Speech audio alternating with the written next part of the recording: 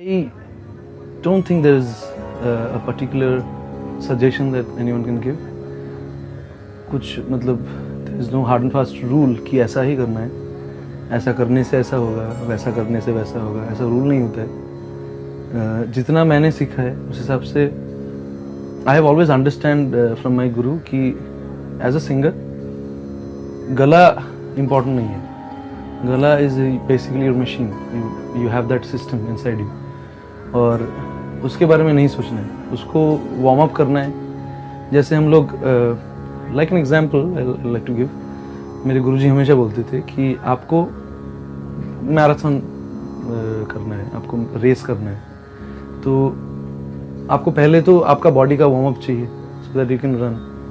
सो पैर के साथ साथ बॉडी का हर muscles, you basically you have to be active and you have to practice.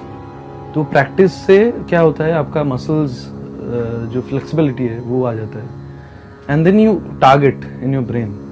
तो ये जो वार्म अप वाला सिचुएशन है, this is the most important situation, जहाँ पे आपको बिना कुछ सोचे जो भी आपका टीचर है उनको मतलब ब्लाइंडली फॉलो करना है। And you need to have a teacher, you need to have a guru, और उनको फॉलो करते हुए you have to warm up mentally also, you have to prepare, क्योंकि मैराथन सिर्फ ऐसे दौड़ने से नहीं होता। You have to have a goal, कहाँ पे मुझे कैसे सांस लेना है, कहाँ पे मुझे हर्डल्स क्रॉस करना है।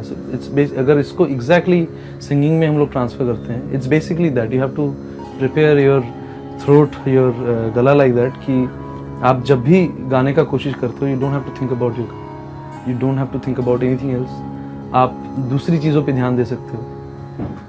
But at the same time मुझे जैसे प्रॉब्लम होता था, पहले मेरा गला टूट जाता था। बहुत बार ऐसा होता था कि रिकॉर्डिंग के पहले गला टूट गया, स्टेज के पहले टेंशन में गला बैठ जाता था। ये mostly I have seen singers के साथ ये होता है कि हम लोग ना बहुत परहेज करते हैं कि ये नहीं खाना चाहिए और ये नहीं करना चाहिए, ये ठंड नहीं लगाना चाहिए। अल्टीमेटली कुछ नहीं होता है। अल्टीमेटली तो आपका गला है, अपने आप ठीक होगा। आई थिंक बहुत नेचुरल प्रोसेस है ये। गले को अपने हिसाब से रेस्ट देना चाहिए, गले को उतना ज़्यादा पुश नहीं करना है कि आपका गला बैठ जा सकता है। आपको you have to be careful about your voice and at the same time अगर गला बैठा भी है, you can still sing, it will sound different.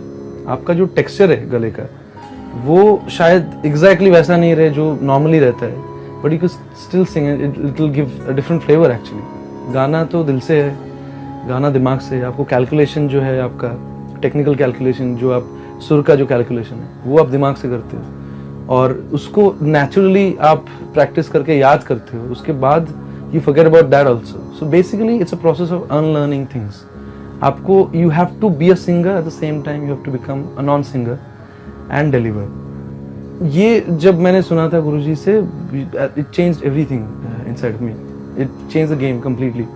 तो जितने सारे रिकॉर्डिंग्स मैंने किया है आज तक, मेरा गला हमेशा एक जगह पे नहीं रहा है and I have been really struggling कि एक दिन रिकॉर्डिंग का डेट आ गया और उसी टाइम पे गला बैठ गया और मुझे अभी समझ में नहीं आ रहा है कि मैं क्या बोलूँ म्यूजिक डायरेक्टर्स को। But I have only remembered that suggestion that my guruji has given me कि don't worry about it, go there, जो भी गले का हालत है उस हिसाब से गाओ।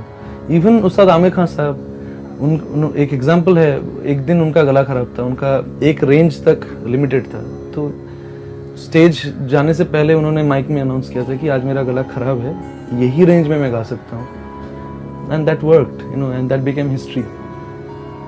So this my suggestion is, आप सिर्फ गाने के बारे में सोचो, आपका बॉडी, आपका गला जो है वो अलग पार्ट है, वार्म अप करो एंड गाने के टाइम पे just forget everything and just concentrate on the lyrics, concentrate on the situation and sing your heart out.